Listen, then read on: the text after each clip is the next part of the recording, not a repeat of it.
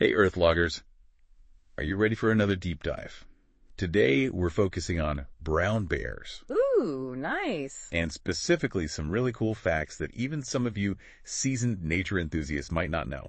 Sounds good. We're going to be using all sorts of different sources today to help us bust some myths and really get to know these incredible animals. Right. We've got information from the WWF, the San Diego Zoo, even dipped into some Wikipedia. Nice. But before we jump into all of that, what do you say we just get started with one of the biggest myths out there? Yeah, let's do it. Brown bears are brown. Well, you would think, right? It's in the name. Yeah. But sometimes they're not brown. Wait, Okay. hold on. I know. So you're telling me, like, grizzlies, those are brown bears too, right? Grizzlies are brown bears. But, they get their name grizzly from the grizzled appearance of their fur. Those silver-tipped hairs that give them that kind of like almost grayish or frosted look. So it's like a stylish brown bear. Exactly. And it's not just grizzlies, believe it or not. Like, depending on their region and their individual genetics, they can range from almost black Oh, wow. to a reddish color or even cream colored. Really? I had no idea. Yeah, you can imagine like scrolling through Earthlog and seeing all these different pictures of brown bears and all these amazing variations It'd be pretty cool. captured by, fellow Earthloggers. So That's awesome. it's pretty cool. Okay, so we've busted one myth already. Yeah. Brown bears aren't always brown. Nope.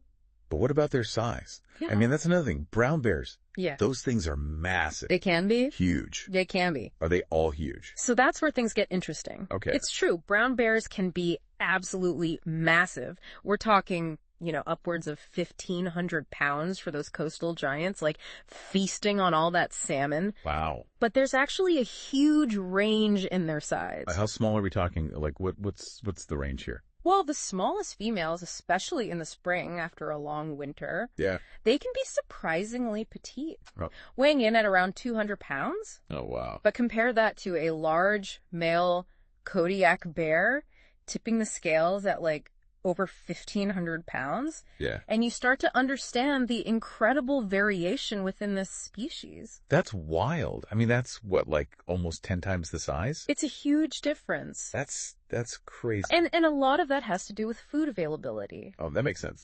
Coastal bears with access to like those abundant salmon runs, those guys are going to grow much larger than their inland counterparts that, rely more on vegetation. Right. So it's a really fantastic example of how environment shapes adaptation. Totally. Yeah. Okay, well, that makes a lot of sense. Huh? I've always been curious about that shoulder hump that brown bears have. Oh, yeah. What's the purpose of that? It makes them look even more powerful. It does. Is there like an evolutionary advantage to that? There is. Okay. So unlike other bear species, brown bears have this massive hump of muscle over their shoulders. Oh, so it's not fat, it's muscle. It's muscle. Wow. Pure muscle. And researchers believe it's all about digging power. Oh. Yeah. So those massive shoulder muscles, combined with their huge paws, which by the way can be bigger than your head. What? Yeah, they allow them to excavate with incredible force. So they're not just strong, they're like expert excavators. Exactly. So what are they digging for? I always picture brown bears, catching salmon or Yes. eating things that they can hunt. Sure. Well, this is where we bust another myth. Okay. Brown bears aren't the ravenous carnivores that many people imagine them to be. Oh, interesting. In fact, a significant portion of their diet, up to 90% in some cases, is actually made up of plants. Wait, so you're saying they're like vegetarian? Well, they're omnivores, but they lean heavily towards the vegetarian side. I had no idea. Yeah. So those powerful claws that we just talked about. They're not just for digging up grubs, they're also great for unearthing roots and bulbs and tubers. Oh. And don't forget about berries and acorns and grasses. You name it. If it's a plant, they'll probably eat it. Wow. So they're like nature's ultimate foragers. Exactly. They really take advantage of whatever their environment has to offer. That's so cool. That's pretty amazing. I mean, they're not afraid to get their paws dirty to find a good meal. Nope, not at all. But that doesn't mean they completely shy away from meat, right? Oh, absolutely not. Okay. While plants form the foundation of their diet, brown bears are what we call opportunistic omnivores. Yeah. That means they'll definitely take advantage of a good protein source when it's available. That makes sense. And that's where the seasonal variations come in. Oh, okay. So tell me more about that. Yeah. Like what's on the menu for a brown bear, depending on the time of year? Well, in the spring and early summer when they're emerging from their dens, it's all about replenishing those fat reserves after a long winter. Right, right. So that means lots of fresh greens, digging for roots, and even snacking on early berries. Sounds like a pretty idyllic springtime diet. It is, but as summer progresses and those berries ripen, Yeah, things get even more interesting. yeah. You see, brown bears have a bit of a sweet tooth. Oh, really? They absolutely love berries. I can just imagine these massive bears lumbering through berry patches, Oh, yeah. stuffing their faces. Exactly. And it's not just berries. They'll also go after insects and grubs, especially in areas like Yellowstone, Oh, wow. where they can consume up to 40,000 moths in a single day. 40,000. That's like an all-you-can-eat moth buffet. It is, it is. Oh, my stomach is churning just thinking about all those moths. But here's where it gets truly epic. Coastal bears have a particular fondness for seafood. Oh, yeah. Think salmon leaping upstream, Yeah. bears waiting to snatch them right out of the air. Now, that is a sight I would love to see in person. Yeah, it's pretty incredible. It's amazing how these bears have adapted to utilize such a diverse range of food sources. It really speaks to their adaptability and intelligence. Totally. And speaking of intelligence, Yeah. you wouldn't believe some of the things brown bears can do. Oh, I'm all ears. What kind of brainy feats are we talking about here? Well, remember how we talked about their massive brain size earlier? Mm-hmm. That brain power translates into some pretty impressive cognitive abilities. Okay. They've been observed using tools, for instance. Wait, bears using tools? Like what? Are they building little bear houses? Not quite, Okay. but they've been seen using rocks to smash open clams. Right. Or sticks to scratch those hard-to-reach places. That's amazing. Yeah, it's a level of problem solving that's pretty remarkable in the animal kingdom. That definitely changes my perception of bears. Yeah. I always thought of them as strong and powerful, Uh-huh. but now I'm seeing them in a whole new light. Yeah. They're pretty incredible creatures. They really are. Yeah. And that intelligence also extends to their social interactions, right? Absolutely. You see, while brown bears are generally solitary creatures, Right. they do come together at certain times, Right. especially when there's a plentiful food source, like a salmon run. So like all bets are off when there's salmon involved. Pretty much. It's Right. all about establishing a hierarchy. Oh, interesting. So what happens when these solitary bears are forced to interact? Well, age and size play a big role, with dominant males often claiming the best fishing spots. Oh, of course. But don't underestimate the females, especially those with cubs. Right. They're fierce protectors and won't back down from a challenge. Wow, so there's a whole social dynamic going on that we don't usually see, Absolutely. but there's a lot of communication happening within those hierarchies. Oh, definitely. They have a complex system of vocalizations. Huffs, woofs, growls, roars, Wow, a whole symphony of bear sounds. each conveying a different message.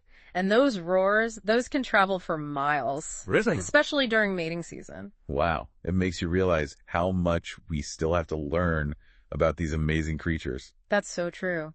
And that's where a platform like Earthlog comes in.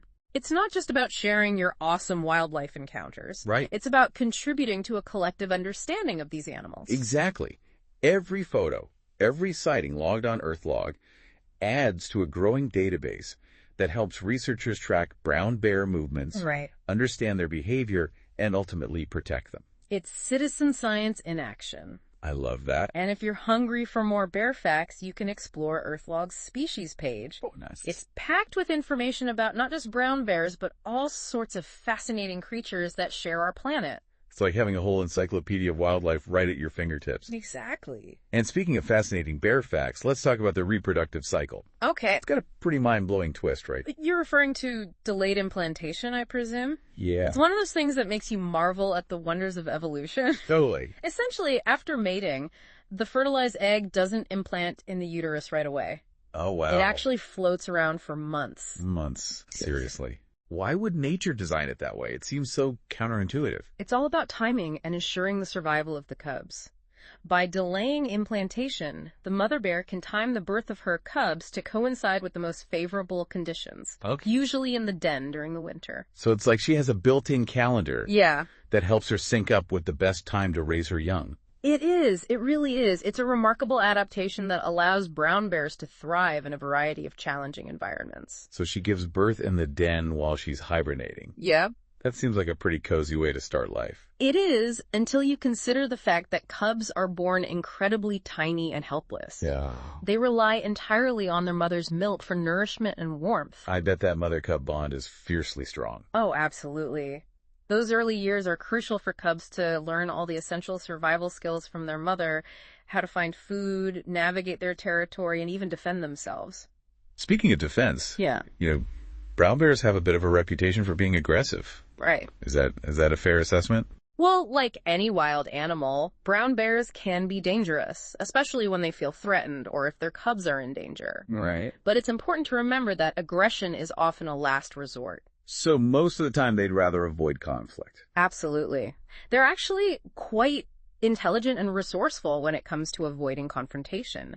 They have excellent senses of smell and hearing, allowing them to detect potential threats from a distance. So it's like they have a built-in early warning system. Exactly. And if they do encounter a potential threat, they'll often try to intimidate it first, standing tall, making loud noises, even bluff charging. Oh, wow. It's all about sending a clear message. Don't mess with me. I can imagine that would be quite effective.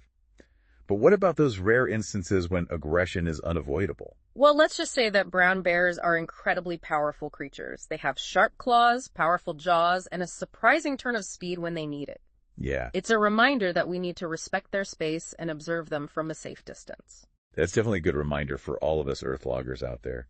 We need to be mindful and respectful of all wildlife, Absolutely. especially these incredible creatures. Speaking of mindfulness, there's a darker side to brown bear behavior that we need to acknowledge. Infanticide. Infanticide. That sounds pretty disturbing. What's the reason behind that? It's a harsh reality of nature, but sometimes male bears will kill cubs that aren't their own. Oh, wow. It's a strategy to bring the mother back into breeding conditions sooner. Wow, that's pretty intense. Yeah. It's a reminder that the natural world, while beautiful and awe-inspiring, Yeah, can also be brutal. it's true. And that brings us to a crucial point.